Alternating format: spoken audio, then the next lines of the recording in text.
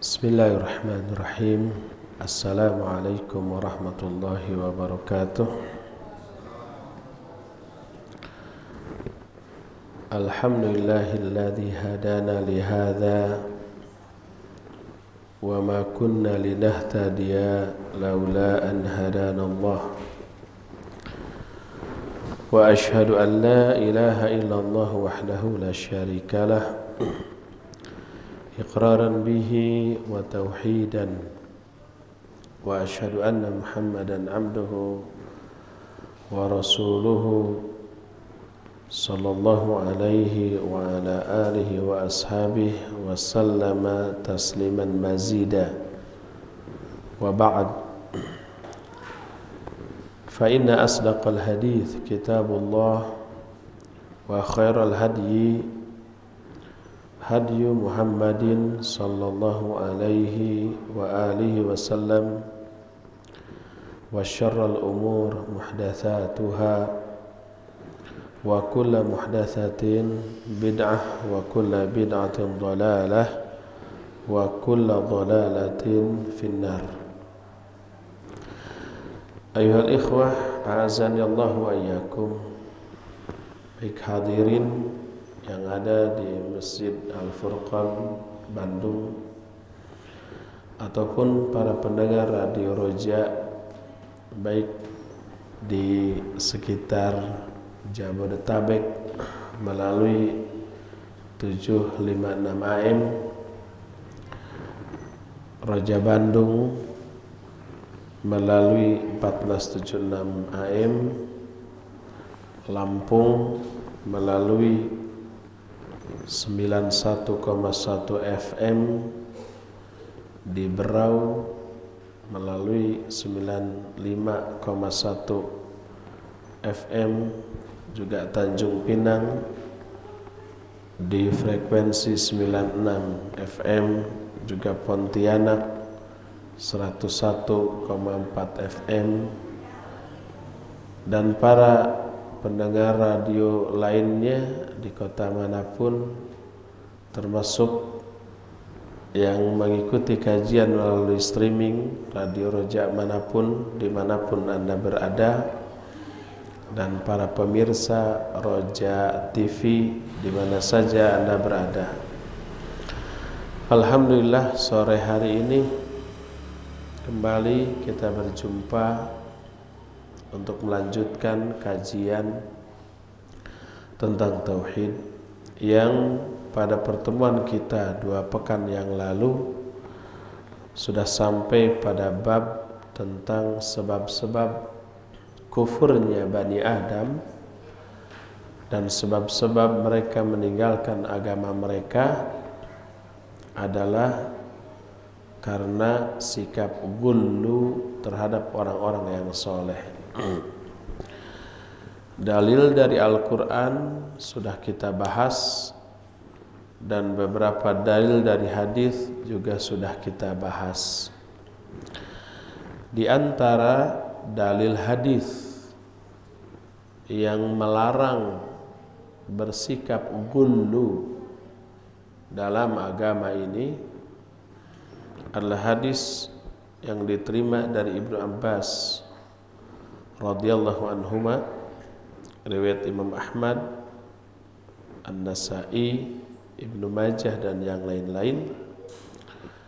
Nabi SAW bersabda, "Iyyakum wal ghuluwa fa innama ahlaka man kana qablakum al-ghulu."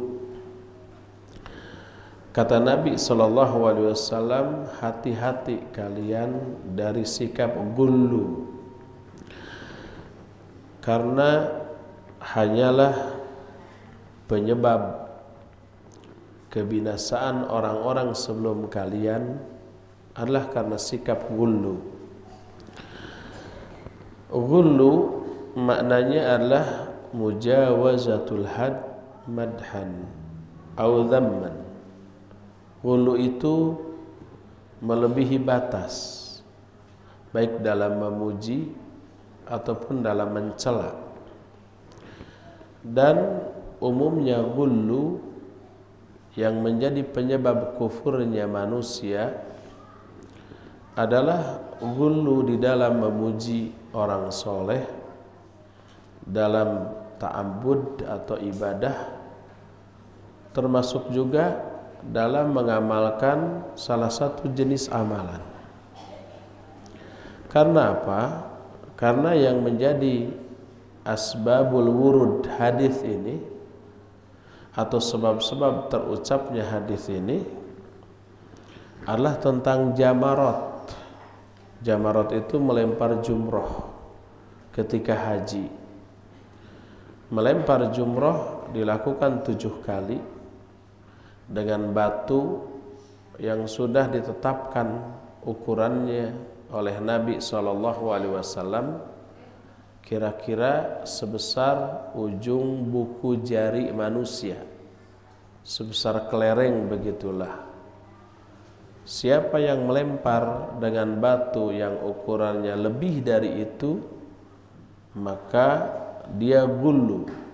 Sebagaimana hadis dari Ibnu Abbas radhiyallahu anhuma bahwa Nabi SAW di pagi hari Aqabah, hari ke-10 di bulan Dzulhijjah, di mana Nabi dan para sahabatnya mau melempar jumrah Aqabah. Beliau saat itu berada di atas untanya, lalu berkata kepada Ibnu Abbas, "Punguti bagiku kerikil-kerikil." Lalu kata Ibnu Abbas, "Aku pun memungut 7 buah kerikil dengan ukuran sebesar kira-kira ujung dari buku jari manusia." Lalu Nabi SAW mengepalnya di salah satu tangannya, lalu beliau bersabda, "Amsalu haula farmu." Dengan ukuran batu sebesar inilah silakan kalian melempar. Lalu kata beliau, "Wa iyyakum wal ghuluwa fid din, fa innama ahlaka man kana qablakum al ghulu fid din." Kata Nabi SAW, jauhi oleh kalian bersikap berlebih-lebihan dalam agama, karena yang menjadi penyebab binasanya orang-orang sebelum kalian hanyalah sikap berlebih-lebihan dalam agama. Berdasarkan hal itulah, maka berlebih-lebihan dalam agama yang terlarang mencakup juga dalam mengamalkan agama ini. Apa yang dimaksud dengan binasa dalam hadis ini? Hadis tadi menjelaskan penyebab kebinasaan orang-orang zaman dahulu sebelum kalian adalah sikap berlebih-lebihan dalam agama. Apa yang dimaksud binasa? Apakah binasa agamanya atau binasa jasadnya, fisiknya? Jawabannya ya, dua-duanya. Kalau yang dimaksud binasa agamanya, artinya agamanya rusak. Bukan hanya tidak diterima ibadah yang berlebih-lebihan tersebut, tapi juga diazab. Bahkan tak mustahil pahala-pahala dari ibadah-ibadah kita yang lainnya terhapus oleh sikap ghulu tadi. Dan Al-Quran juga hadis-hadis yang sahih banyak menjelaskan beberapa perbuatan yang bisa menggugurkan amal. Di antaranya syirik. Orang yang berbuat syirik, pelakunya disebut musyrik, seluruh amalnya gugur, terhapus, pahala-pahala kebaikannya terhapus. Sebagaimana firman Allah, "La in asyrakta la yahbatanna amaluk." Kalau kamu berbuat syirik, maka la yahbatanna amaluk, pasti benar-benar gugurlah amal-amal kalian. Amal sholat, amal saum, amal zakat, sedekah, kebaikan kita terhapus karena perbuatan syirik yang kita lakukan. Dan salah satu penyebab syirik tadilah ghulu, berlebih-lebihan kepada orang-orang soleh sehingga sampai pada tingkat kultus kepada mereka.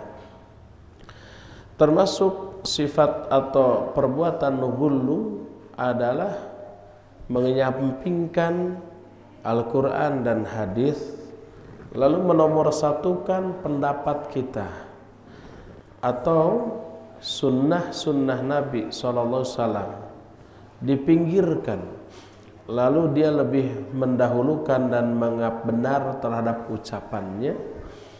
Ini pun termasuk amalan yang bisa menggugurkan amal-amal si pelaku tersebut. Kata Allah Azza wa Jalla dalam surah Al-Hujurat ayat yang kedua menyatakan, ya ayyuhalladzina amanu la tarfa'u aswatakum fawqa sautin nabiy wa la tajharu lahu bil qawli kajahri ba'dikum. Lalu di akhir ayat ini Allah menyatakan an tahbatu a'malukum wa antum la tash'urun. Hai orang-orang yang beriman, jangan kalian meninggikan suara kalian di atas suara Nabi dalam berbicara seperti terhadap sesama kalian. Nanti akan gugurlah amal-amal baik kalian tanpa kalian sadari. Kalau meninggikan suara di atas suara Nabi padahal isi suaranya benar, omongannya benar, tapi nadanya lebih tinggi dibanding nada suara Nabi Sallallahu Alaihi Wasallam, ini menggugurkan pahala-pahalanya, apalagi kelancangan yang lebih dari itu berupa hadis-hadis Nabi ditolak atau dikesampingkan atau dinomorduakan. Dia lebih mendahulukan akalnya, pikirannya, pendapatnya daripada hadis Nabi Sallallahu Alaihi Wasallam. Gugur semua amal kebaikan yang pernah dilakukannya. Dan inilah kebinasaan dalam agama. Jadi agama orang itu binasa, agama orang itu rusak, agama orang itu hancur karena sikap ghulu yang dia lakukan, tapi pelakunya menganggap itu ibadah yang agung tanpa mereka sadari pahala-pahalanya gugur.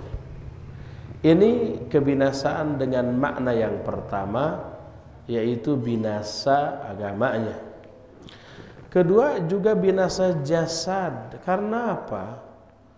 Karena orang yang berbuat ghulu atau berlebih-lebihan dalam agama mengakibatkan Allah akan menurunkan azab. Dengan azab itu binasa badan-badan mereka.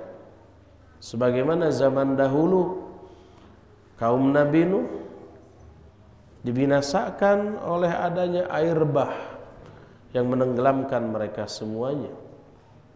Fir'aun dan bala tentaranya juga ditenggelamkan di lautan. Ada lagi yang dibinasakan dengan diberinya gempa bumi yang dahsyat atau angin dingin yang bertiup lebih dari 7 hari 7 malam sehingga mereka bergelimpangan menjadi bangkai yang berserakan. Ada lagi dengan angin yang sangat kuat yang menerbangkan kerikil-kerikil dan mengenai badan mereka sehingga mereka mati karenanya. Sehingga binasalah mereka secara jasad. Jasadnya binasa. Oleh karena itu penyebab kebinasaan orang-orang terdahulu, baik binasa agamanya maupun binasa jasadnya, adalah karena sikap berlebih-lebihan dalam agama ini. Kalau kita tidak ingin seperti mereka, kita juga tidak boleh bersikap seperti sikap mereka. Tidak boleh berlebih-lebihan di dalam agama ini. Yang nanti insya Allah rincian dari contoh berlebih-lebihan dalam agama ini akan kita uraikan. Kedua, di dalam hadis ini ada lafaz innama. Kata Nabi sallallahu alaihi wasallam, innama ahlaka man kana qablakum al-ghulu. Innama dalam bahasa Arab disebut adatul hasr, alat atau kata yang membatasi, litakhsis, untuk memberi makna khusus, sehingga diterjemahkan ke dalam bahasa Indonesia dengan terjemahan hanyalah, karena hanyalah mengandung makna khusus. Apakah hadis ini maknanya hanya itu satu-satunya penyebab dibinasakannya orang-orang zaman dahulu? Dijawab tidak. Sehingga innama di dalam hadis tersebut disebut innama idhafi dan bukan innama haqiqi. Kenapa demikian? Sebab banyak hadis lain yang menerangkan sebab-sebab lain dari kehancuran umat-umat terdahulu. Selain sikap ghulu tadi, sikap ghulu bukanlah satu-satunya penyebab dihancurkannya umat terdahulu. Contoh apa yang dijelaskan dalam hadis sahih riwayat Imam Bukhari dan Imam Muslim, Nabi SAW bersabda innama. Di sini juga pakai innama. Innama ahlaka man kana qablakum annahum idza saraqa fihim asy-syarif taraku wa innama wa idza saraqa fihim ad-dha'if aqamu alaihi al-hadd.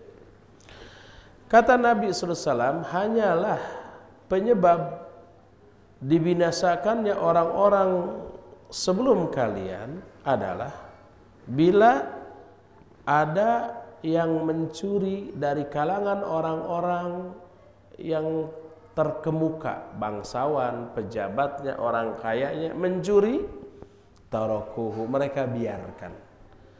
Mereka tidak menangkap dan menghukumnya. Tapi apabila yang mencurinya orang lemah, orang kecil, orang miskin, mereka menegakkan hukum atas si pencuri yang miskin ini.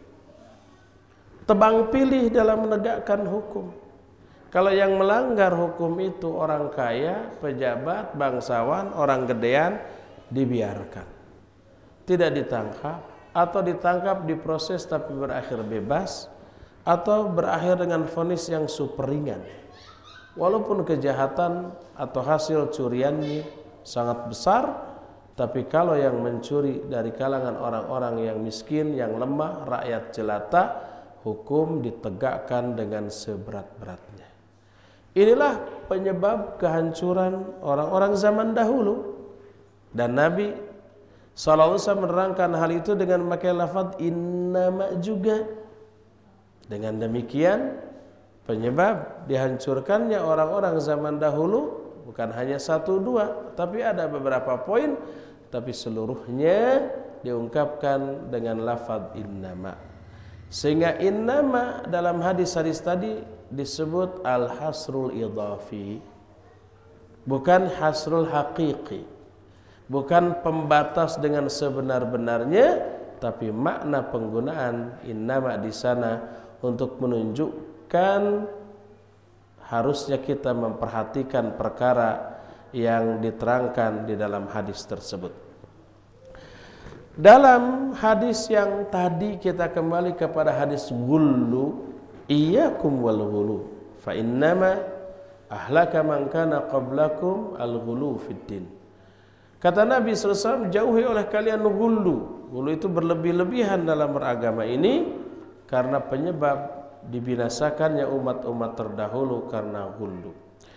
Hadis ini menunjukkan haramnya ghullu.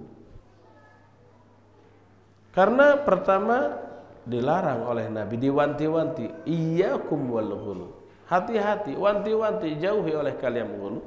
Yang kedua, dijelaskan ghulu itu penyebab kebinasaan lahir dan batin, dunia dan akhirat, baik agama ataupun fisik, seluruhnya binasa dan hancur karena azab Allah yang turun disebabkan karena sikap ghullu dalam agama ini.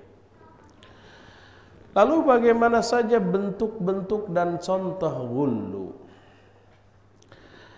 Manusia dalam melakukan agama ini terbagi kepada 3 kelompok. Kelompok pertama disebut mufrid. Mufrid itu berlebih-lebihan. Mufrid itu melaksanakan agama ini melebihi batas-batas yang dicontohkan oleh Nabi SAW, sekalipun bentuk amalannya amalan yang dicontohkan, amalan yang disyariatkan. Tapi ketika cara melaksanakannya berlebih-lebihan, melebihi dari apa yang dicontohkan, maka itu terlarang. Ingat nggak kita kepada hadis tentang 3 sahabat? 3 sahabat ini bertanya kepada istri-istri Nabi, bagaimana ibadah Nabi baik malam atau siang dan kesehariannya itu gimana? Disebutkan, dijawab oleh para istri Nabi, kalau malam beliau tidur, lalu nanti sepertiga akhir malam bangun lalu tahajud. Jadi tidur lalu bangun malam untuk sholat malam. Kalau siang gimana? Kadang saum, kadang tidak saum. Terus kesehariannya juga gimana? Beliau melayani, memperhatikan istri-istrinya. 3 sahabat ini memandang enteng banget apa yang dilakukan oleh Nabi SAW. Adapun saya, kata yang pertama, saya kalau malam akan sholat semalaman, tidak akan tidur. Sholat apa? Tahajud. Tahajud disyariatkan enggak? Disyariatkan. Tapi dia melaksanakannya berlebihan dari apa yang dicontohkan. Kalau Nabi ada tidur dulu, lalu nanti bangun. Kalau ini enggak. Yang kedua menyatakan, saya saum tiap hari, enggak akan pernah tidak saum. Walaupun maghribnya buka, tapi tiap hari terus akan saum, enggak akan pernah tidak saum, enggak akan pernah tidak saum, saum terus. Kalau Nabi kan kadang saum, kadang tidak. Yang ketiga menyatakan, saya akan fokus ibadah kepada Allah dan saya tidak akan menikah. Untuk apa? Untuk ibadah. Ibadah kepada Allah disyariatkan enggak? Disyariatkan. Saum siang hari sunnah disyariatkan? Disyariatkan. Tahajud disyariatkan? Disyariatkan. Tapi dalam melaksanakan amalan yang disyariatkan, mereka berlebih-lebihan dari contoh yang diberikan oleh Nabi SAW. Sampailah omongan 3 orang ini kepada Nabi SAW, dipanggil. Lalu ditegur. Antumul ladzina qultum kadza wa kadza? Kaliankah yang berkata begini, begini, begini? Demi Allah, aku lebih takwa kepada Allah dibanding kalian. Lebih takut kepada Allah dibanding kalian. Tapi aku sholat kalau malam, aku pun tidur. Aku saum, kadang aku juga tidak saum. Dan aku menikahi beberapa wanita. Di akhir hadis ini Nabi menyatakan, faman raghiba an sunnati falaysa minni. Siapa orang yang enggan, yang tidak suka kepada sunnahku, yang demikian dia bukan umatku. Jadi 3 sahabat ini ditegur bahwa mereka salah karena berlebih-lebihan dalam mengamalkan amalan dalam agama ini. Bayangkan, kalau berlebih-lebihan dalam mengamalkan yang disyariatkan saja sudah terlarang, apalagi mengamalkan apa yang tidak dicontohkan oleh Nabi SAW, jauh lebih terlarang lagi. Berlebih-lebihan bisa dalam masalah akidah, bisa dalam masalah ibadah, bisa dalam masalah muamalah. Dan semua berlebih-lebihan di bidang apapun keliru, di bidang apapun salah, di bidang apapun bukan diberi pahala, malah diberi pahalu. Palu, bukan diberi ganjaran, malah diberi genjeran, digenjer, dihajar. Contoh berlebih-lebihan dalam masalah akidah, bahkan tauhid. Akidah ini menyangkut apa? Keyakinan. Tauhid ini menyangkut apa? Menyangkut hak Allah, mengesahkan Allah. Ada enggak orang yang berlebih-lebihan dalam masalah akidah atau tauhid? Banyak. Bahkan lebih banyak yang berlebih-lebihan daripada yang tidak. Nah, contohnya apa? Contoh apa yang banyak dilakukan oleh ahlul kalam. Ahlul kalam itu aqlaniyun. Mereka menetapkan banyak perkara dalam masalah akidah dengan akal. Termasuk diantaranya mereka banyak berbicara tentang sifat-sifat Allah. Dan mereka melibatkan akal, perasaan, dan seluruh potensi yang mereka miliki untuk berbicara tentang sifat Allah secara berlebih-lebihan. Dianggap berlebih-lebihan karena Nabi dan para sahabat tidak pernah melakukan hal tersebut. Akibatnya apa? Akibatnya terjerumuslah mereka ke dalam dua penyimpangan. Penyimpangan pertama tamtsil, penyimpangan kedua adalah ta'til. Apa tamtsil? Tamtsil itu menyerupakan Allah dengan makhluknya. Sebagian ahlul kalam ada yang menyatakan Allah memiliki sifat yang sifatnya sama dengan sifat kita sebagai manusia, sebagai makhluk yang paling sempurna. Karena apa? Karena Allah berbicara dengan bahasa yang pasti difahami oleh manusia. Karena Al-Quran ini bahasa manusia. Jadi kalau Allah menyatakan Allah punya tangan, tangan Allah seperti tangan manusia. Kalau Allah punya mata, tak mata Allah punya sama dengan mata manusia. Mendengar Allah, melihat Allah sama dengan mendengar dan melihatnya manusia. Dan itu tamtsil. Sehingga mereka menetapkan sifat yang sifat itu oleh Allah ditolak dari diri Allah. Yaitu apa? Laisa kamitslihi syai'un. Allah itu tidak ada yang menyerupainya. Ayat ini dilanggar oleh mereka. Mereka gunakan akal. Allah kan berbicara dengan bahasa yang pasti difahami oleh manusia.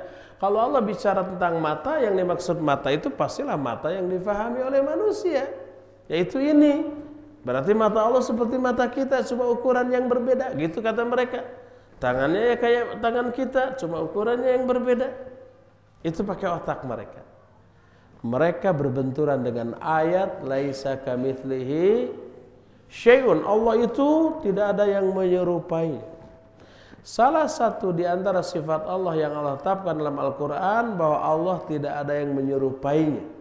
Dan ini dilanggar oleh mereka. Ini namanya apa? Tamtsil. Kelompok lain bertolak belakang. Enggak. Kata mereka Allah itu kan tidak sama dengan makhluknya. Kalau dikatakan Allah punya tangan berarti sama dengan makhluk. Maka Allah tidak punya tangan. Diingkari. Para Allah menyatakan dalam Al-Quran yadullahi fawqa aydihim. Tangan Allah di atas tangan manusia. Menunjukkan ya Allah punya tangan. Lalu mereka mentakwil tangan di sana maksudnya kekuasaan. Diingkarilah bahwa Allah punya tangan.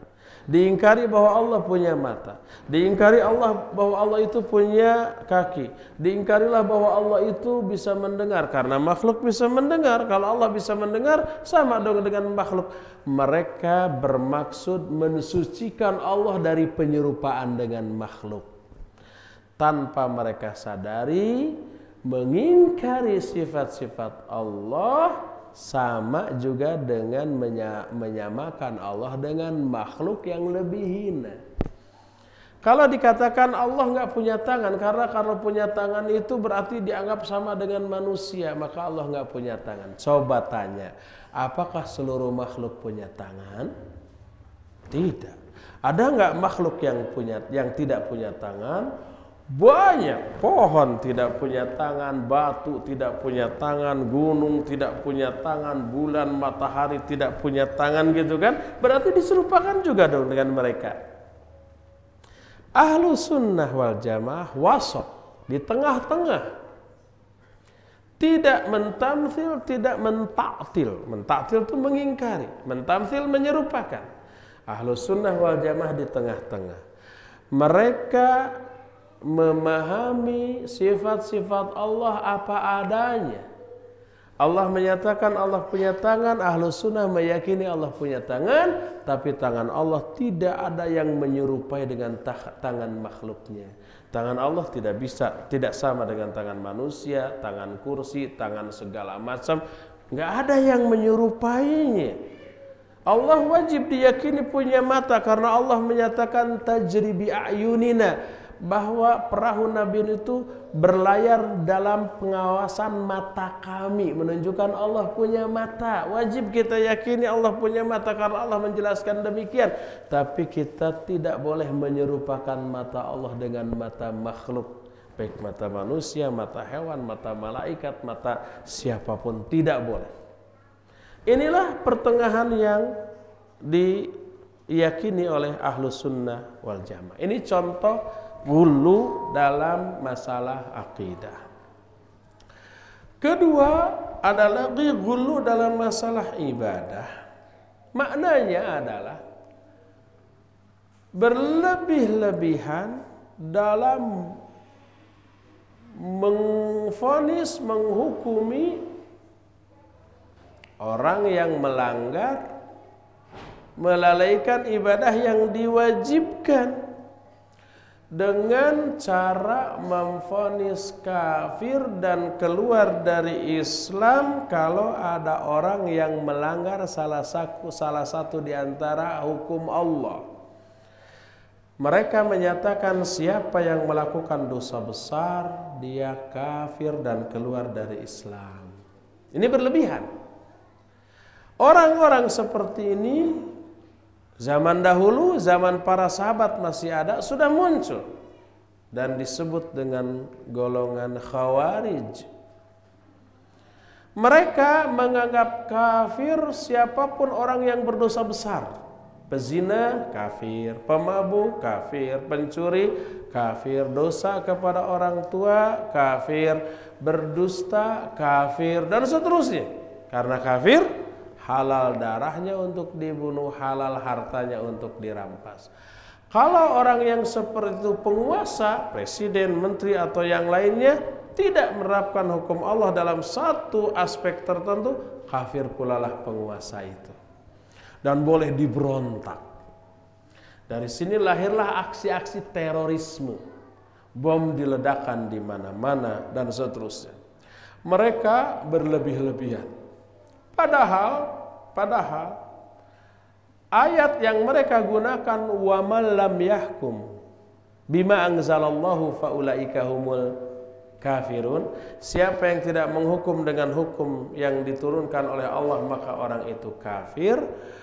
Ayat ini tidak hanya berlaku bagi para penguasa semata-mata, tapi juga berlaku bagi rakyat dalam menghukumi penguasa.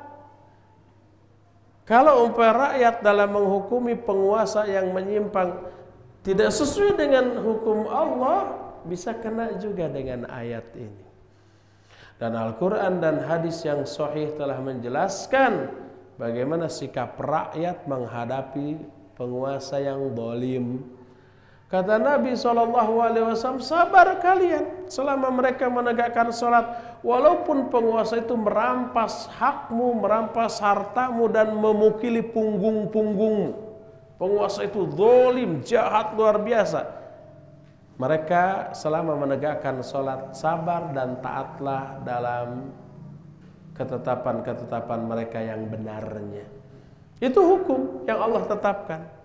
Dalam Quran dan Sunnah yang sahihah ketika menghadapi para penguasa yang zalim. Nah, jadi Khawarij berlebih-lebihan dalam memvonis para pendosa besar. Mereka dikafirkan.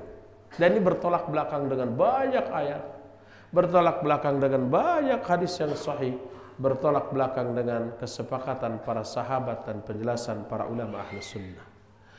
Demikian juga ada kelompok lain yang menganggap orang yang melakukan dosa besar itu tidak kafir tapi juga bukan muslim. Muslim bukan, kafir bukan. Tapi tengah-tengah. Diistilahkan dengan al-manzilah bainal manzilatain. Satu posisi di antara dua posisi. Itu di dunia. Tidak dianggap kafir, tidak dianggap muslim, tapi di akhirat kata orang ini pelaku dosa besar kekal di dalam neraka selama-lamanya. Konsepnya sama dengan Khawarij. Orang-orang seperti itu disebut Mu'tazilah. Baik Khawarij ataupun Mu'tazilah berlebih-lebihan di dalam memvonis para pelaku dosa besar. Adapun Ahlus Sunnah tidak mengkafirkan pelaku dosa besar. Pelaku dosa besar selama dosa besarnya tidak dihalalkan oleh pelakunya, orang itu tetap muslim dan tidak keluar dari Islam, tapi muslim yang berdosa besar, muslim yang ahli maksiat. Tapi sebesar apapun maksiatnya tidak mengeluarkan mereka dari status keislaman mereka. Sebagai seorang muslim walaupun berdosa besar, hak-hak sebagai sama muslim tetap mereka miliki. Kalau salam kita jawab, kalau bertemu boleh kita salam, kalau sakit kita tengok, kalau dia mati tetap wajib kita sholatkan, wajib kita mandikan dan kita kuburkan di kuburan kaum muslimin. Dan kalau orang yang berdosa besar itu menjadi imam sholat, kita sah bermakmum di belakangnya sekalipun tidak afdol. Dibolehkan. Itulah konsep Ahlus Sunnah. Ayat, hadis tentang masalah ini seabreg, tapi bukan tempatnya di sini kita untuk membahas seluruh ayat dan hadis-hadis tersebut. Jadi tertolaklah Khawarij dan Mu'tazilah dengan ayat-ayat dan hadis-hadis yang banyak tentang masalah itu. Di kubu yang berlawanan, yang berseberangan dengan Khawarij dan Mu'tazilah, ada lagi Murji'ah. Ini sebaliknya. Murji'ah berlebih-lebihan dalam hal apa? Dalam hal mengenteng-entengkan agama ini. Murji'ah berkata bahwa membunuh, berzina, mencuri, mabok itu dosa-dosa besar, tapi tidak mengurangi iman sedikit pun. Iman pelaku dosa-dosa besar tetap tidak berkurang. Karena apa? Karena iman menurut orang-orang Murji'ah cukup iqrar di dalam hati, cukup meyakini dalam hati. Oleh karena itu sebesar apapun dosa seseorang, imannya sama dengan iman malaikat Jibril, dengan iman Rasul Shallallahu Alaihi Wasallam. Karena makhluk yang beriman, imannya sama, tidak ada perbedaan sedikit pun. Bahkan iblis menurut mereka mukmin. Karena apa? Karena iblis mengakui adanya Allah, bersumpah atas nama Allah. Dalam Al-Quran iblis berkata, Rabbi fabi'izzatika, ya Allah demi kemuliaan-Mu. Begitu kan? Ini menunjukkan iblis mengakui adanya Allah. Sehingga menurut orang-orang Murji'ah, iblis ini mukmin. Kalau dikatakan, bukankah Allah mengkafirkan iblis dalam ayatnya aba wastakbara wa kana minal kafirin. Ingat ketika kami berkata kepada para malaikat, wa idh qulna lil malaikati isjudu li adama fasajadu illa iblis aba wastakbara wa kana minal kafirin. Ingat ketika kami berkata kepada para malaikat, sujud kalian ke Adam, semuanya sujud kecuali iblis. Iblis enggan dan takabur, wa kana minal kafirin, maka iblis termasuk golongan kafir. Tuh, Allah menyatakan iblis ini kafir. Kenapa kalian menyatakan bahwa iblis ini mukmin? Hanya karena iblis mengakui adanya Allah. Apa kata mereka? Idzan iqraruhum laisa bisadiq bal huwa kadzib. Kalau begitu iblis ini pengakuannya palsu, tidak benar, tidak jujur alias bohong. Gitu kata mereka. Ini juga kekeliruan. Ahlus Sunnah menyatakan betul bahwa iman tidak musnah, tidak terhapus total oleh kemaksiatan. Tapi iman bisa berkurang karena kemaksiatan, bisa bertambah karena ketaatan. Banyak ayat dan hadis yang menjelaskan iman ini fluktuatif. Kadang naik, kadang turun. Allah menyatakan dalam Al-Quran, wa idza tuliyat alaihim ayatuhu zadatsum iman. Kalau dibacakan kepada orang-orang beriman ayat-ayat kami, bertambah imannya. Tuh berarti iman bisa bertambah dengan mendengar ayat. Allah pun berfirman, huwallazi anzala sakinata fi qulubil mu'minin liyazdadu imanan ma'a imanim. Allah lah yang menurunkan sakinah, ketentraman jiwa kepada hati orang-orang mukmin. Untuk apa? Untuk menambah iman mereka dibanding iman yang sudah ada sebelumnya. Tuh ini juga menambah iman. Dan banyak ayat ataupun hadis yang menjelaskan iman bisa bertambah karena ketaatan dan bisa berkurang karena kemaksiatan. Oleh karena itu baik Khawarij ataupun Murji'ah dua-duanya berlebih-lebihan. Adapun Ahlus Sunnah wasat dalam masalah ini. Contoh ghulu dalam muamalah, yaitu orang yang mengharamkan segala sesuatu yang di luar kebutuhan pokok manusia, padahal Allah pun menghalalkannya. Golongan ini kebanyakan dianut oleh golongan Sufiyah. Mereka menyatakan man istaghalla bidunya fahuwa ghairu muridin lil akhirah. Siapa orang yang menyibukkan diri dengan dunia, berarti orang itu tidak menginginkan akhirat. Mereka juga berkata la yajuzu an tashtariya ma zada ala hajatika ad-daruriyah. Tidak boleh bagi kamu membeli kebutuhan di luar kebutuhan pokok kalian. Sehingga segala sesuatu yang di luar kebutuhan pokok kita, hanya kebutuhan sekunder, apalagi tersier, apalagi yang jauh seperti itu, mereka haramkan. Mereka mengharamkan mobil untuk dimiliki, mereka haramkan umpamanya komputer, atau mereka haramkan juga handphone dan yang sejenisnya, karena itu bukanlah kebutuhan pokok bagi manusia. Sebaliknya ada juga yang bertolak belakang dengan itu, yaitu menghalalkan segala sesuatu yang dibutuhkan walaupun harus melanggar syariat.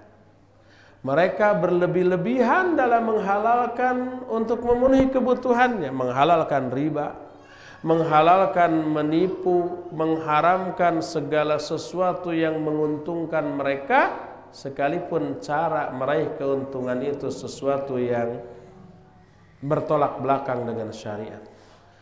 Adapun Ahlus Sunnah wal Jamaah wasat, di tengah-tengah. Mereka tidak mengharamkan selama itu tidak diharamkan oleh Allah. Jual beli sebanyak apapun boleh asal caranya benar. Allah berfirman, wa ahalallahu al-bay'a wa harrama riba. Allah telah menghalalkan jual beli dan mengharamkan riba. Maka segala sesuatu yang tidak diharamkan oleh Allah, tidak diharamkan oleh Rasul sallallahu alaihi wasallam, mereka pun tidak mengharamkannya dan mereka pun melakukannya. Makanya kita lihat Nabi sallallahu alaihi wasallam melakukan jual beli sekalipun dengan Yahudi dan Nasara. Para sahabat pun melakukan jual beli sekalipun dengan orang-orang kafir Yahudi dan Nasara, dan mereka tidak mengharamkan seluruh proses muamalah yang mereka jalani. Berdasarkan hal itulah maka sikap ghulu dalam melaksanakan agama ini, baik dalam bidang akidah, dalam bidang ibadah, dalam bidang muamalah, seluruhnya terlarang dan menjadi penyebab dibinasakannya umat-umat yang terdahulu. Hadis lain yang menjadi dalil bagi diharamkannya ghulu adalah hadis riwayat Imam Muslim diterima dari Abdullah bin Mas'ud radhiyallahu anhu.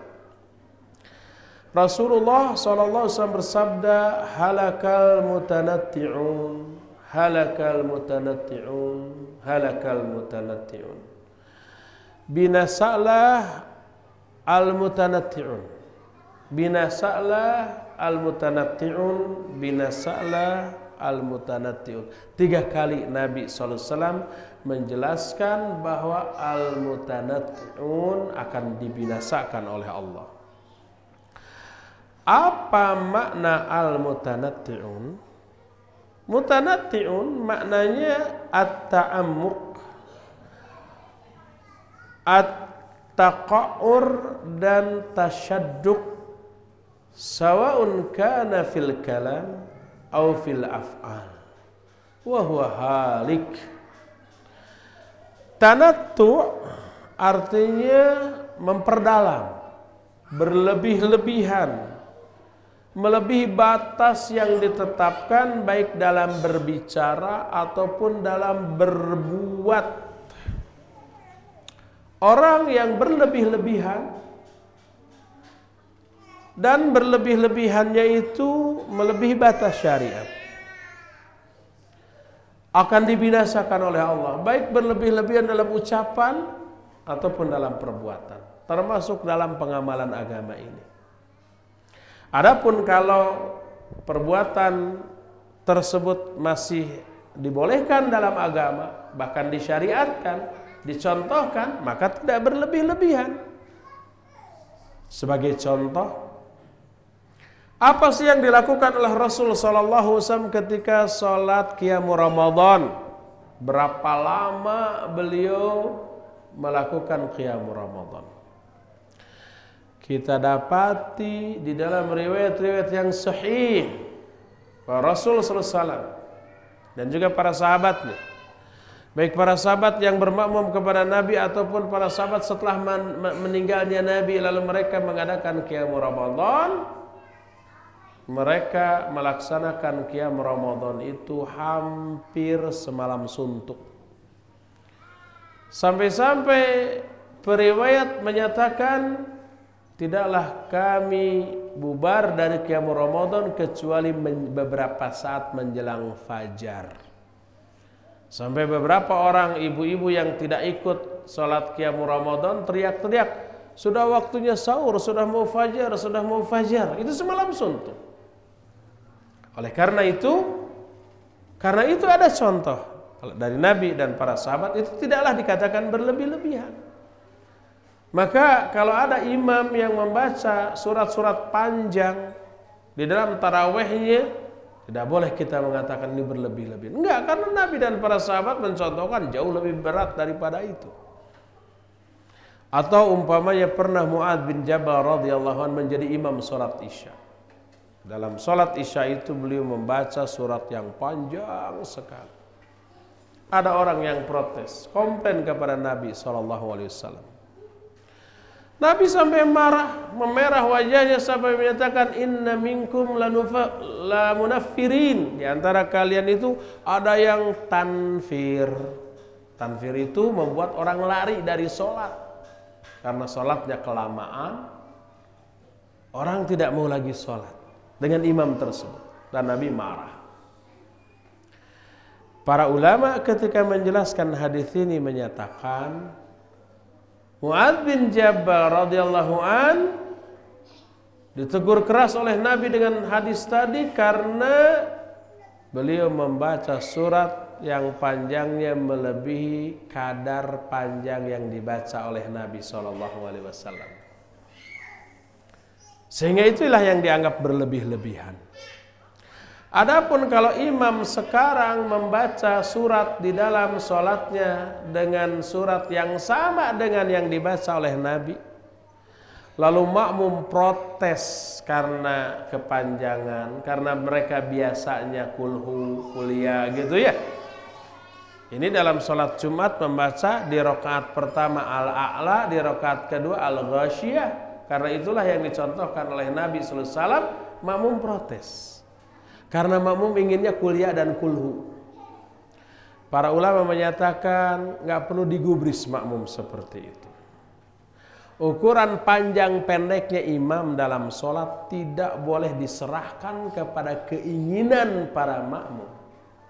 Kalau diserahkan kepada keinginan para makmum, mereka semua akan menuntut di sholat subuh pun kul ya dan kulhu aja, kan gitu ya. Kalau bisa kulhu juga dibagi dua. Itu hawa nafsu. Kalau imam sudah membaca surat dengan surat yang sama dengan yang dibaca oleh Nabi SAW, jangan pedulikan semua komentar orang yang menyatakan kepanjangan. Enggak. Itu sudah pas. Cuma ahlul ahwa, pengikut hawa nafsu, merasakan kepayahan dengan pengamalan sunnah yang sesuai dengan contoh dari Rasulullah SAW karena didasarkan pada hawa nafsunya. Demikian juga para wanita di zaman Nabi SAW mengenakan pakaian yang menutup seluruh tubuh mereka dengan pakaian yang longgar, warnanya hitam, menutup hatta wajahnya. Apakah itu berlebih-lebihan? Tidak berlebih-lebihan menurut syariat, tapi itulah yang pas menurut syariat. Karena itu yang diamalkan di zaman Nabi oleh para wanita sahabat termasuk para istri Nabi. Adapun kalau orang-orang zaman sekarang tuh lihat, itu berlebih-lebihan tuh, dan berlebih-lebihan itu termasuk penyebab sesatnya orang dan dibinasakannya orang-orang terdahulu oleh Allah. Makanya jangan gitu-gitu banget kalau pakai pakaian tuh, biasa aja.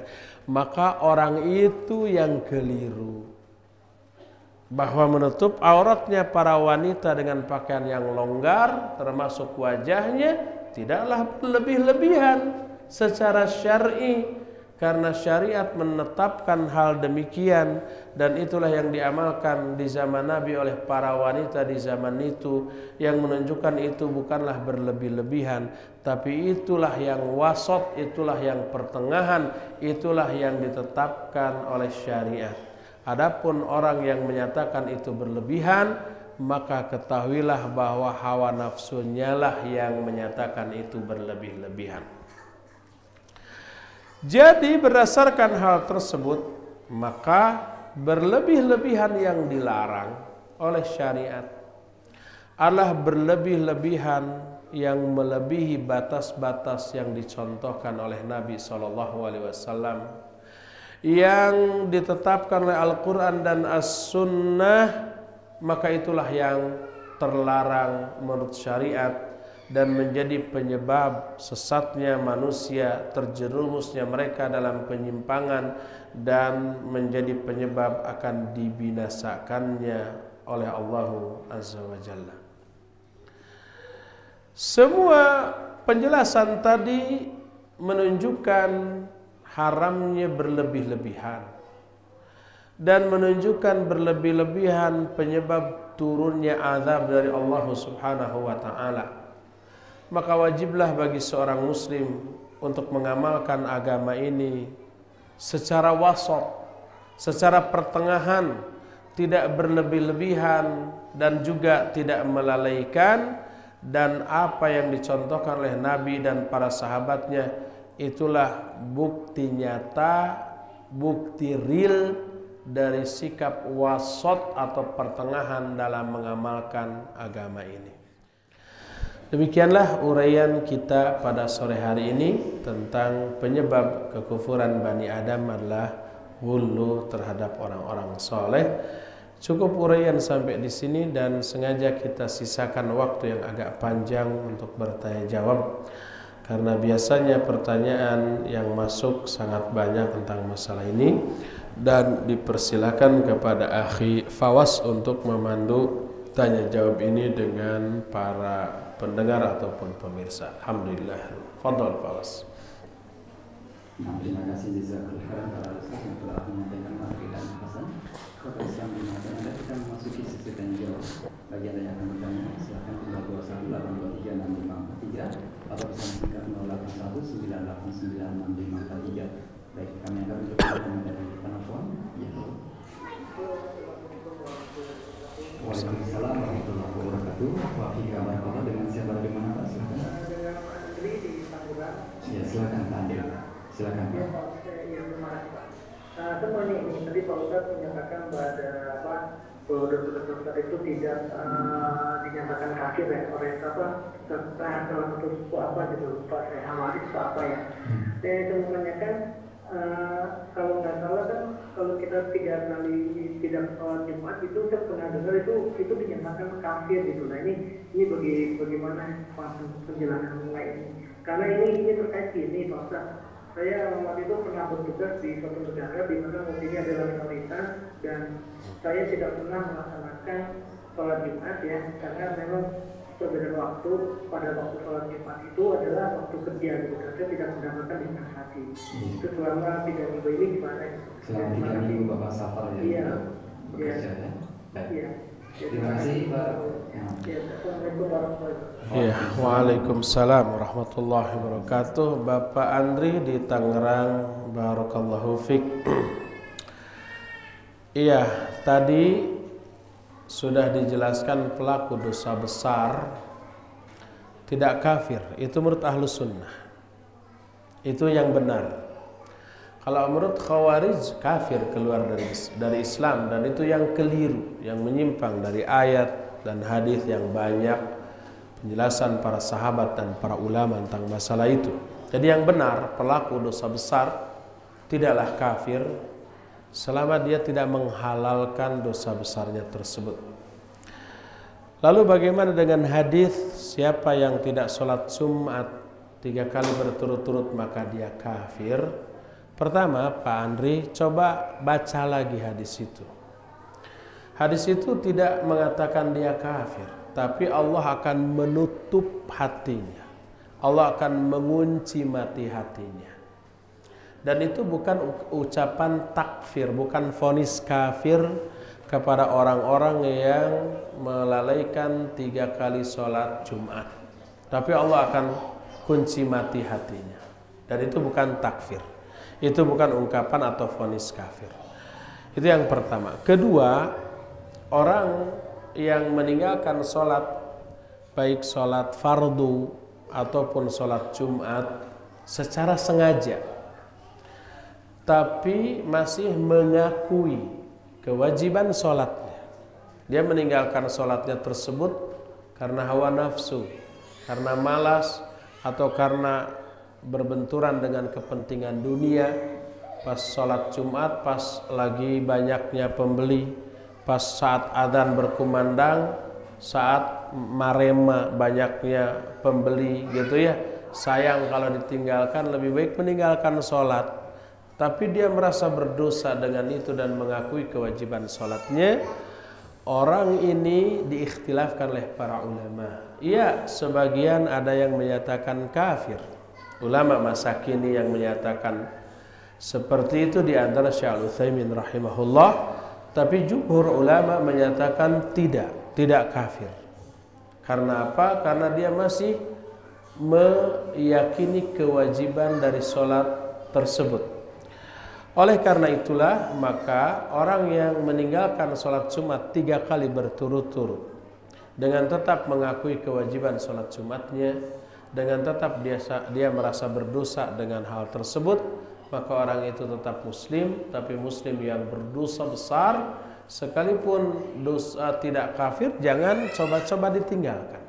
Itu pertama. Kedua, adapun apa yang dialami oleh Pak Andri, pernah hidup di suatu tempat, negeri atau kota, dia tidak sholat Jumat 3 kali berturut-turut karena adanya uzur. Pertama, karena umpamanya itu negeri kafir, tidak ada sholat Jumat, maka wajib diganti dengan sholat zuhur.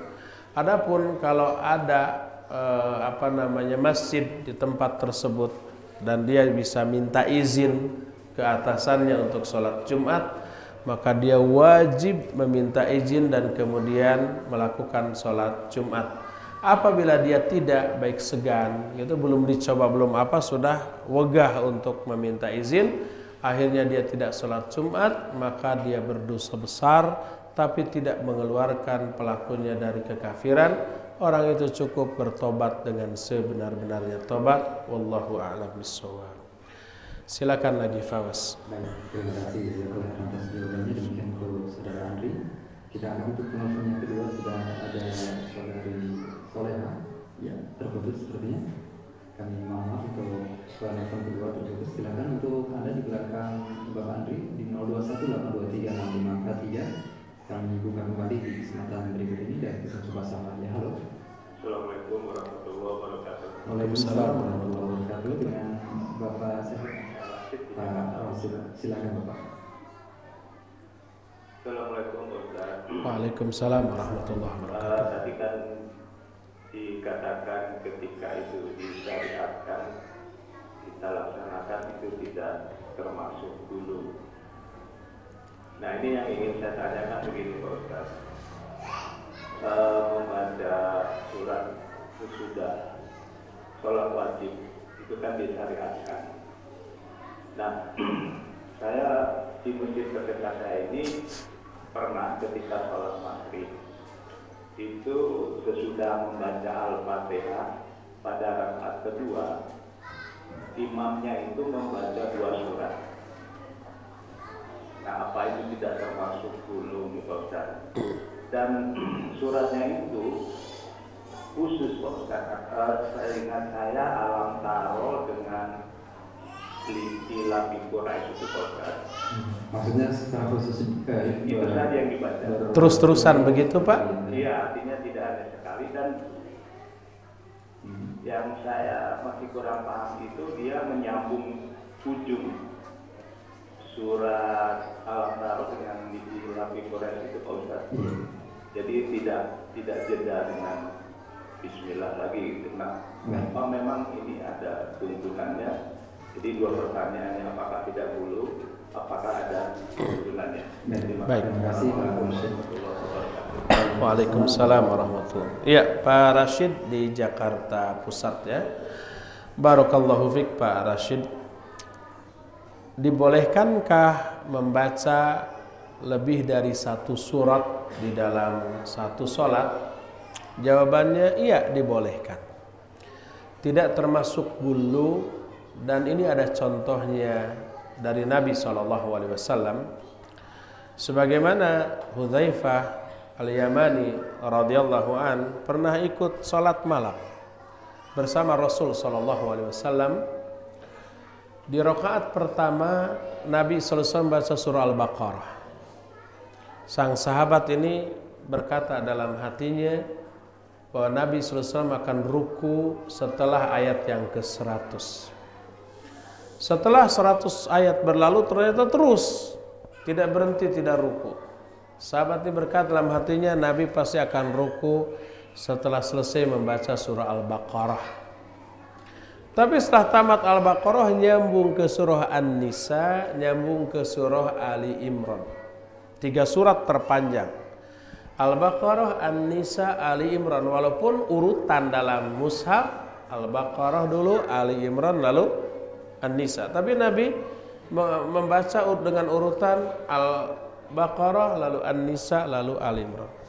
3 surat terpanjang yang dibaca oleh Nabi SAW yang menunjukkan bahwa dibolehkan bagi kita untuk membaca surat lebih dari 1 surat di dalam sholat, baik sholat fardu ataupun sholat sunnah. Kalau ada yang berkata, bukankah itu Rasul SAW dalam sholat tahajud dan sholat tahajud itu hukumnya sunnah? Dijawab oleh para ulama, iya itu dalam sholat tahajud, tapi diberlakukan juga dalam sholat fardu karena tidak ada perbedaan antara kaifiat dan tata cara sholat sunat dan sholat fardu. Kedua, sholat tahajud bagi pribadi Nabi SAW hukumnya wajib dan bukan sunnah. Berdasarkan hal itu, sekali lagi dibolehkan membaca lebih dari 1 surat. Itu dalil pertama. Dalil kedua, Utsman bin Affan radhiyallahu an, kalau sholat malam beliau sholat hanya 1 rakaat, witir saja, dan dilakukan langsung seusai isya. Seusai membaca Al-Fatihah, beliau membaca seluruh surat dari Al-Quran dari mulai Al-Baqarah sampai An-Nisa seluruhnya. Dan itulah yang dimaksud dengan amman huwa qanitun ana al-laili, yang dikemukakan oleh para sahabat bahwa orang, kata Abdullah bin Umar, yang dimaksud dalam ayat inilah Utsman bin Affan, karena Utsman bin Affan sholat sepanjang malam di bulan Ramadan dan dalam satu rakaat beliau membaca seluruh surat dalam Al-Quranul Karim. Jadi tidaklah terlarang dan tidak berlebih-lebihan di dalam satu rakaat membaca lebih dari satu surat. Ini yang pertama. Kedua, apabila surat yang dibaca itu saja, surah Alam Tara, Al-Fil ya, dengan surah setelahnya yaitu Al-Quraisy, li'ila fi Quraisyin, tanpa dipisahkan dengan bismillah, dibolehkankah? Tergantung. Kalau imam itu terus-terusan membaca dua surat itu secara kontinu dengan anggapan itulah yang sesuai dengan sunnah Nabi SAW, maka dia keliru. Yang kelirunya karena menganggap itu sunnah, padahal tidak ada sunnah demikian dari Nabi SAW. Tapi kalau dia tidak meyakini sunnahnya hal itu, dia hanya ingin membaca dua surat. Terus kenapa dua surat itu yang selalu dibaca? Karena dua itulah yang dia hafal, yang lainnya enggak hafal. Maka dua itu yang dibaca, maka boleh, tidak apa-apa, sekalipun tidak dipisah, tidak diselingi dengan bismillah. Kalau umpamanya kita mengikuti sholat tarawih di Masjidil Haram dan Masjid Nabawi, beberapa kali imam ya menyambung dari satu surat ke surat berikutnya tanpa diselingi dengan bismillah. Langsung saja begitu beres surah An-Nisa umpamanya langsung ke surah Al-Maidah dalam rakaat yang sama tanpa diselingi dengan bismillah yang dijaharkan. Wallahu a'lam bishawab. Silakan lagi Fawaz. Baik, terima kasih jazakallahu atas jawaban yang saya sampaikan. Kami akan penonton yang ketiga sudah ada Bapak Teguh di Pondok Gede. Silakan Pak Teguh. Waalaikumsalam warahmatullahi wabarakatuh. Saya baru kenal Al-Sunnah dari beberapa kajian beberapa bulan, dan yang saya tanyakan tentang sholat sunnah, baik itu tahajud maupun tarawih, itu apakah doa kita harus dibaca pada saat awal rakaat atau hanya pada rakaat pertama saja? Itu aja yang saya tanyakan buat saya. Terima kasih. Waalaikumsalam warahmatullahi wabarakatuh. Iya, Pak Teguh di Jakarta. Barakallahu fiik. Iya, sholat tarawih sama dengan sholat-sholat pada umumnya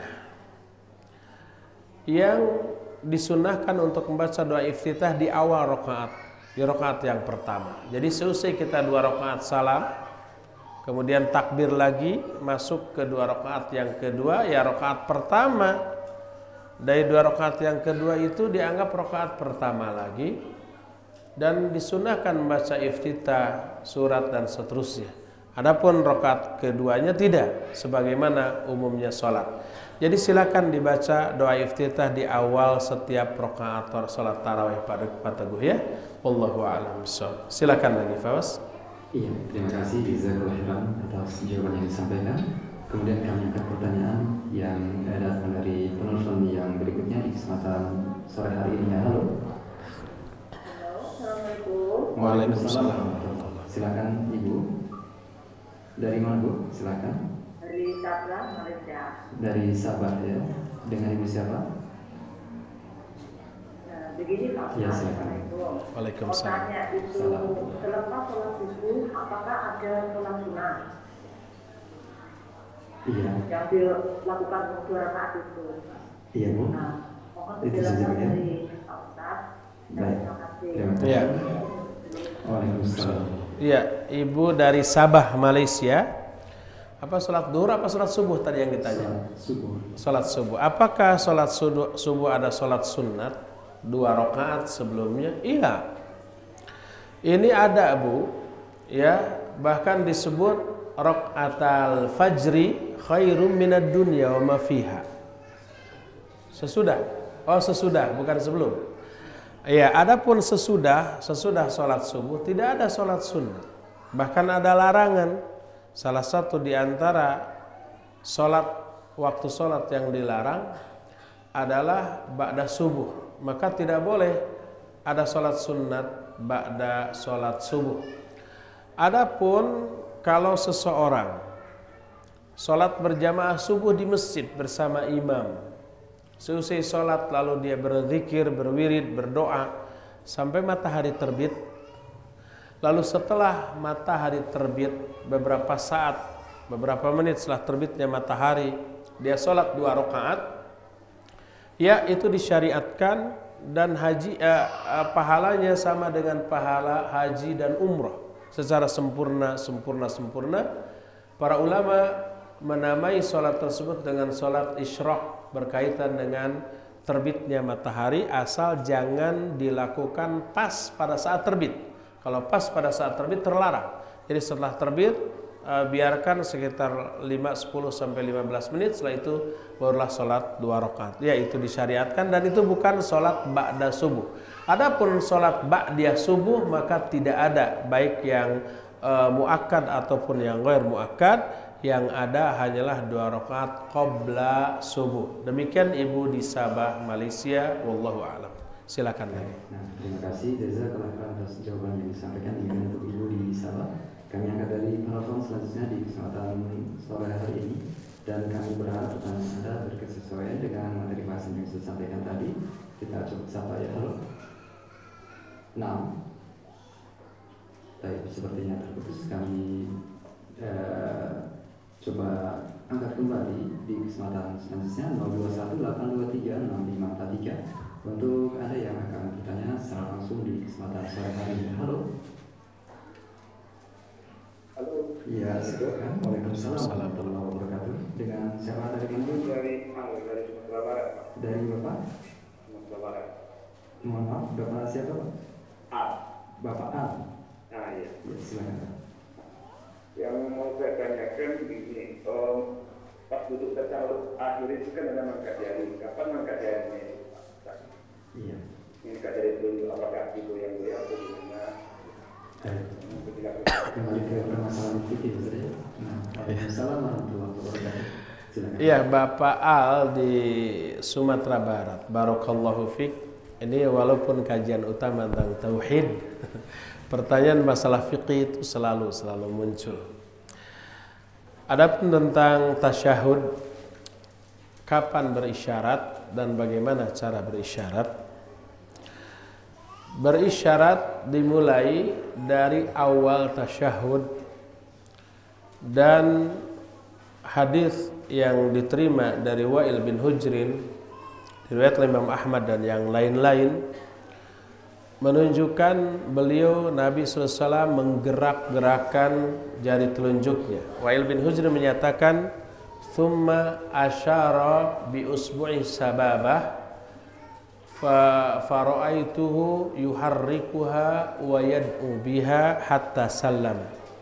Setelah beliau duduk tahiyat, kemudian beliau berisyarat dengan telunjuknya, dan aku melihat beliau menggerak-gerakannya sambil berdoa dengannya sampai salam.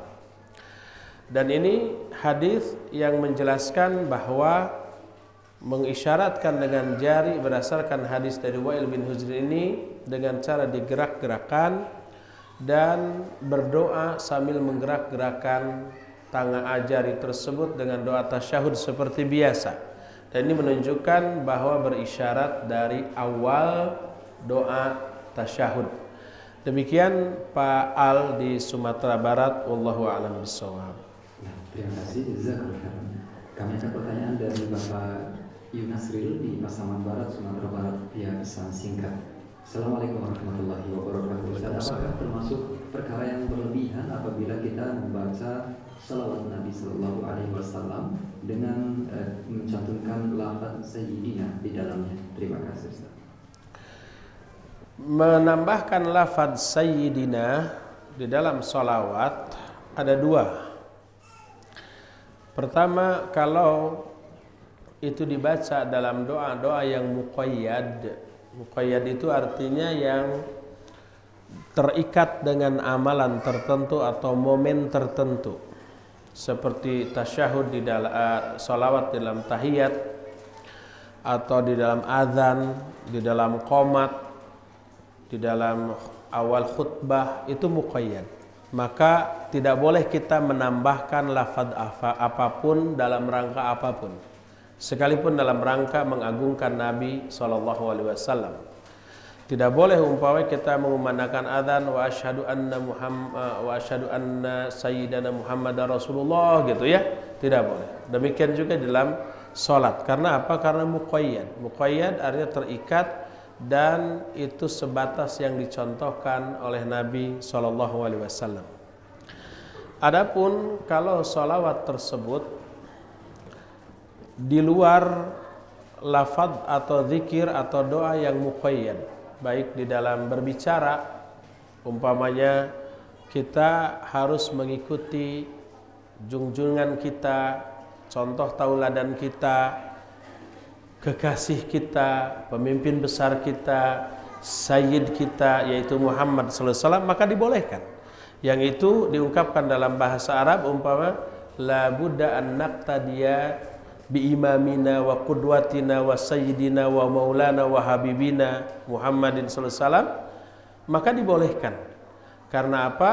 Karena lafaz sayyid tidak mengandung pengkultusan yang berlebihan yang terlarang secara syar'i, akan tetapi Syekh Al-Utsaimin rahimahullahu taala menyatakan menganggap Nabi SAW sebagai sayyid lebih fokus kepada tatbiq atau aplikasi pengamalan langsung berupa mengikuti contoh-contoh beliau. Jangan sampai secara lisan kita mengatakan Nabi Muhammad sayyid kita, sayyidina Muhammadin, maulana, imamuna, uswatuna, qudwatuna, habibuna, tapi dalam praktek pengamalan, amalan-amalan kita tidak mengikuti contoh dari beliau, maka kita serupa dengan orang-orang Arab Badui yang menyatakan yaquluna bi afwahihim ma laisa fi qulubihim. Mereka mengatakan dengan lisan-lisan mereka apa-apa yang tidak terdapat dalam hati-hati mereka. Jadi menganggap Nabi sebagai sayyid, sebagai habib, sebagai maula, sebagai uswah, sebagai qudwah harus lebih fokus ditekankan dalam pengamalan, yaitu mengikuti contoh dari beliau. Adapun kalau hanya lisan mengatakan sayyiduna, habibuna, maulana, tapi dalam prakteknya bertolak belakang dengan contoh dari Nabi sallallahu alaihi wasallam, maka ucapan itu adalah ucapan yang dusta, yang palsu, yang dibatalkan oleh amalnya sendiri. Demikian, wallahu a'lam bishawab. Silakan lagi. Baik, terima kasih jazakallahu khairan. Kami angkat pertanyaan dari pesan singkat berikutnya. Assalamualaikum warahmatullahi wabarakatuh. Waalaikumsalam. Bagaimanakah hukumnya bila ada seorang imam rawatib di sebuah masjid melakukan perbuatan kesyirikan berupa menyimpan sesajen dan masih mempercayai perkara-perkara klinik? Apakah masih sah sholat kita di belakangnya? Dan bagaimanakah hukum pengkafiran bagi seseorang yang melakukan perbuatan kesyirikan? Siapakah yang berhak untuk menyatakan bahwa orang yang melakukannya adalah kafir? Terima kasih Ustaz. Iya.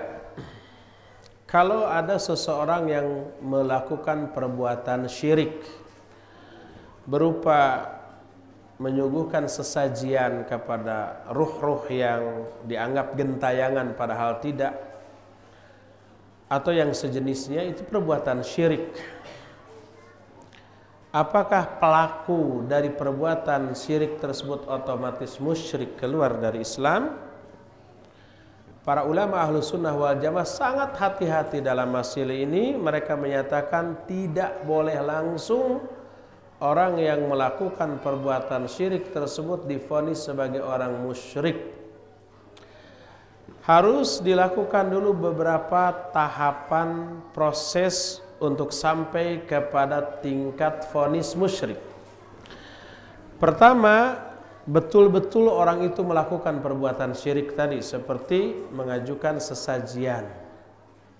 Seperti yang dilakukan orang-orang Arab jahiliyah dahulu, mereka menyajikan sesajian kepada ruh-ruh, arwah-arwah Lata dan Uzza yang patungnya dibuat di sana. Mereka tidak menyuguhi patungnya karena mereka meyakini patung nggak bisa mengkonsumsi apa yang mereka ajukan, tapi disajikannya kepada arwah Lata dan Uzza sebagai orang soleh yang dulu pernah ada, yaitu perbuatan syirik. Pertama, syarat orang itu divonis musyrik, ya dia melakukan perbuatan itu. Kedua, kita wajib dulu iqamatul hujjah, memberitahu, menerangkan bahwa itu syirik dengan penjelasan yang rinci. Syekhul Islam menjelaskan ada 3 dawabit atau batasan iqamatul hujjah. Pertama, bulughul hujjah. Hujjah itu sampai, argumentasi penjelasan itu sampai kepada dia. Kedua, fahmul hujjah. Orang itu memahami penjelasan kita, hujjah, argumentasi kita. Ketiga, izalatus syubah, hilang syubhat, keraguan-raguan tentang syiriknya perbuatan tersebut dalam dirinya. Enggak ragu lagi ini syirik. Maka sudah iqamatul hujjah, dijelaskan. Ketiga, adamul mawani, tidak adanya penghalang. Dia melakukan itu dengan sadar, dia melakukan itu tidak di bawah paksaan dan seterusnya. Maka kalau 3 hal tersebut sudah terpenuhi dalam diri orang itu, barulah orang itu divonis musyrik, keluar dari Islam, dan kita tidak boleh lagi sholat di belakangnya karena dia bukan muslim walaupun ngaku dirinya muslim. Adapun kalau ada seorang imam yang nyuguh seperti itu, menyajikan sesajian, tidak diragukan lagi imam itu telah melakukan perbuatan syirik. Tinggal lihat, sudah adakah orang yang memberitahu dia? Kalau belum ada, dia tidak tahu bahwa itu syirik, dianggapnya ibadah yang agung, dan tidak pernah ada orang yang mengingatkannya, yang menjelaskannya, orang tersebut ma'dzur, ada uzur dan tidak boleh divonis musyrik. Apa dalilnya? Dalilnya adalah para sahabat dulu pernah demikian. Para sahabat datang kepada Nabi sallallahu alaihi wasallam berkata, ij'al lana dzata anwat kama lahum dzatu anwat. Buatkan bagi kami jimat, dzatu anwat, pohon kayu tempat menggantung senjata-senjata. Kalau senjata digantung di sana jadi jagoan, jadi sakti gitu. Sebagaimana mereka orang-orang musyrik juga punya yang begituan. Apa kata Nabi sallallahu alaihi wasallam? Kalian telah meminta kepadaku seperti permintaan kaum Musa kepada Musa yang mengatakan ij'al lana ilahan kama lahum aliyah. Buatkan bagi kami patung sesembahan sebagaimana orang-orang musyrik juga punya patung sembahan. Jadi minta dzatu anwat sama dengan minta patung sembahan, dan itu musyrik. Jadi sahabat sudah mengatakan perbuatan syirik. Apakah oleh Nabi langsung dikatakan kamu musyrik, kamu keluar dari Islam, hayo syahadat lagi? Apakah begitu? Tidak. Oleh Nabi hanya diberitahu bahwa itu syirik, tidak boleh, dan para sahabat sudah tidak ngeyel dengan permintaannya. Ini menunjukkan orang yang melakukan perbuatan syirik, mengucapkan ucapan syirik, memiliki iktikad yang syirik, tapi didasarkan pada kebodohan, pada ketidaktahuan, orang itu tidak langsung divonis musyrik, tapi harus dinasihati terlebih dahulu. Oleh karena itu, kalau ada imam yang kayak begitu lalu belum ada yang mendakwahinya, dia tidak boleh dikafirkan, dia tidak boleh divonis musyrik, dan masih boleh kita bermakmum di belakangnya sekalipun tidak afdal. Demikian saja fawas. Di sini sebentar lagi adzan maghrib dan kita perlu siap-siap karena di sini ada buka saum bersama-sama. Sekitar 200 orang yang kita sediakan untuk untuk buka bersama ini. Insya Allah kita akan berjumpa kembali di hari Jumat yang akan datang. Subhanakallahum bihamdik asyhadu an la ilaha illa anta astaghfiruka wa atubu ilaik walhamdulillahi rabbil alamin. Wassalamualaikum warahmatullahi wabarakatuh.